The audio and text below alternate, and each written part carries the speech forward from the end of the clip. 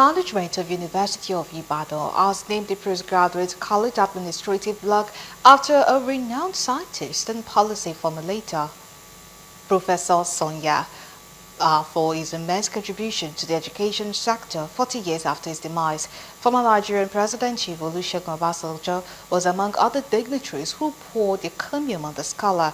Galaxy News correspondent Segun Falomon completes the story.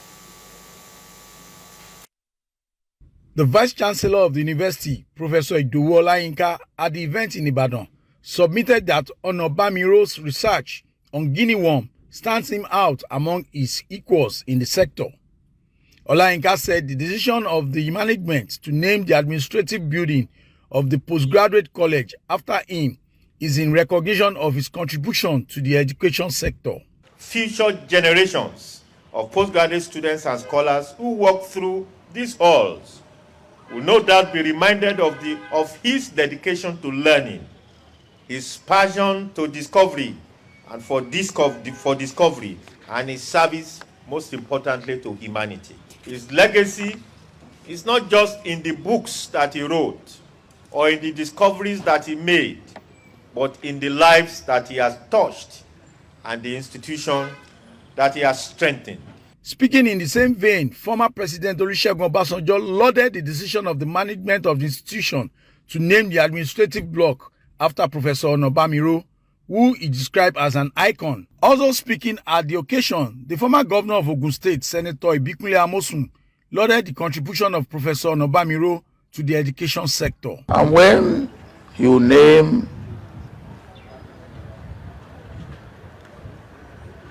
a building like this after Professor Onabamiro, you are doing what is right for who is right, and maybe a little bit late, but better late than never. And therefore, I will say at the time that is right. Deep commitment. Once one is determined to achieve something, of course you will. I mean, just on one side. I know a lot is wrong. Just like you said, we just entered this place now. Even with the facelift and everything, this is the premier university in Nigeria. I think a lot of funding needs to go into education.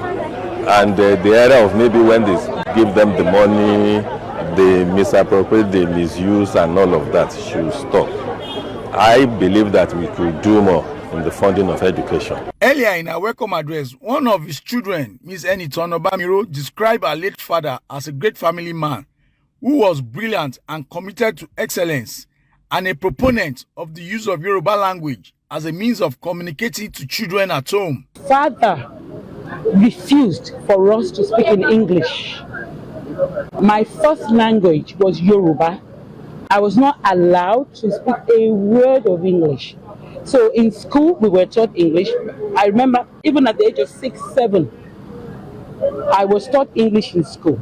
We would get home and we dare not speak English in our house. We had to speak 100% in Yoruba. Sometimes I would hide behind the door to say, my name is. My father believed so much in the efficacy of that language. And it has really stood me in great stead because I go everywhere and people cannot believe that my Yoruba is so strong and I speak fluent Yoruba. And that policy, if it can be brought back into life, that would do us very well. My father knew why. Because if you know your mother language, if you know your culture, you know your history, then your values cannot be compromised. From the University of Ibadan, Segun Falomon reporting for Galaxy TV News.